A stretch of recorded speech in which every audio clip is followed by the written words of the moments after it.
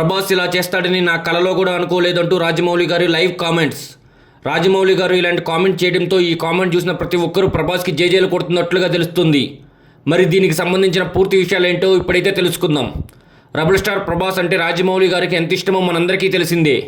కేవలం ప్రభాస్ మాత్రమే కాదు, తను చేస్తున్నటువంటి సేవలు, తను చేస్తున్నటువంటి అద్భుతమైన మంచి పనులన్నింటినీ కూడా రాజమౌళి గారు ఎంతగానో ఇష్టపడుతూ ఉంటారు.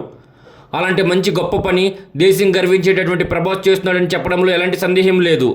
ఇక విషయం ఏమిటంటే, ఆపరేషన్ సింధూర్ ఎంత ఘనంగా మన ఇండియన్ ఆర్మీ నిర్వహిస్తుందో మనందరికీ తెలిసిందే.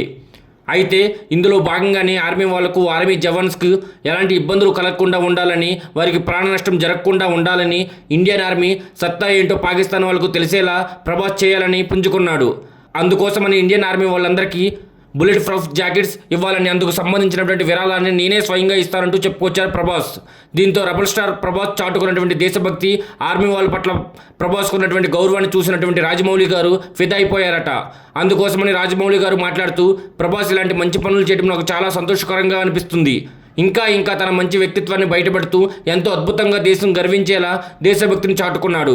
ఆర్మీ వాళ్ళ కోసం తాను ఇలాంటి గొప్ప ఆలోచనలకు రావడం నాకు చాలా సంతోషకరంగా ఉంది అంటూ రాజమౌళి గారు ప్రభాస్ గురించి లైవ్లో చెప్పుకొచ్చారట. దీంతో ఈ విషయాలన్నీ కూడా ఇప్పుడు ఎంతో హాట్ టాప్గా మారుతున్నాయి.